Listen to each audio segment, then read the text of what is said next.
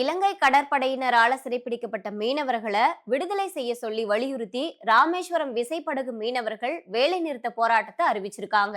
ராமேஸ்வரம் மீன்பிடி துறைமுகத்திலிருந்து கடலுக்கு மீன் பிடிக்க போயிருக்காங்க.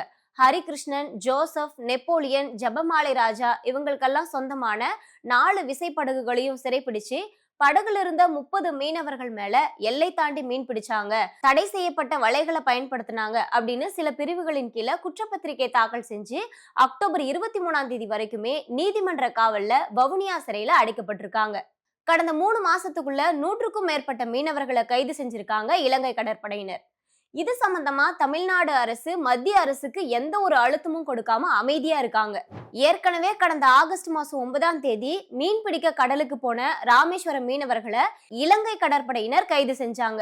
அப்போவே ராமேஸ்வரம் மீனவர்கள் வேலை நிறுத்த போராட்டத்துல ஈடுபட்டாங்க. 2 வாரங்கள் நடந்த போராட்டத்துல இந்த மாதிரி நடவடிக்கைகள் இதுக்கு மேலேயும் தொடராது அப்படின்னு உறுதியளிச்சதுக்கு அப்புறமா தான் மீனவர்கள் போராட்டத்தையே கைவிட்டாங்க. இந்த நிலைமையில ராமேஸ்வரம் மீன்பிடி இறங்குதளத்துல மீனவ பிரதிநிதி ஜெயசுராஜ் தலைமையில மீனவ ஆலோசனை கூட்டம் வெள்ளிக்கிழமை நடந்துச்சு.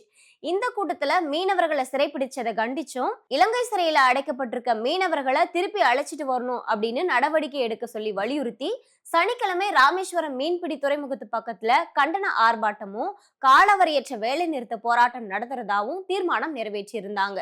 தமிழ்நாட்டு கடல் பகுதியில மீன் உற்பத்தி குறைவா இருக்க காரணத்தினாலதான் தமிழக மீனவர்கள் இந்திய எல்லை பகுதியில போய் மீன் பிடிக்கிறாங்க.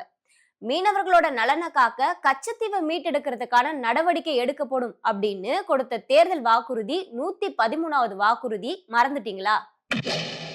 நம்ம தமிழ்நாடு மீனவர்கள் இலங்கை கடற்படையினரால அத்துமீறி கைது செய்யறதை தடுக்கவும், மீனவர் பிரச்சனைக்கு நிரந்தர தீர்வு காணவும் தமிழ்நாடு இலங்கை கடல் எல்லையில சிக்கல் தீர்க்கும் மையங்களை உருவாக்கணும் அப்படின்னு மத்திய அரசு திமுக அரசு வலியுறுத்தும் அப்படின்னு 115வது ஒரு வாக்குறுதி தேர்தல் அறிக்கையில கொடுத்தாங்க. அதையும் மறந்துட்டீங்களா?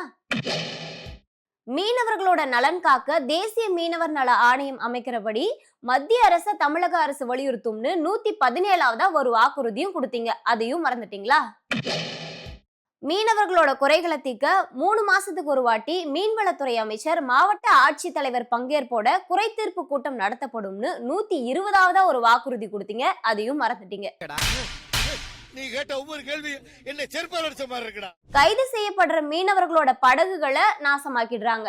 இதனால படகு வாங்க கோடிக்கணக்கில் கடன் வாங்கப்பட்டு தயார் செய்யப்பட்ட படகுகளை இலங்கை கடற்படையினர் இப்படி நாசம் பண்ணிறதுனால நம்ம மீனவர்கள் நீங்காத கடன் சுமைக்கு தள்ளப்படுறாங்க. இந்த மாதிரி சம்பவத்தை தடுக்க எந்த ஒரு முன்னெச்சரிக்கை நடவடிக்கையும் கவர்மெண்ட் எடுக்கிறது இல்லையே, ஏன்?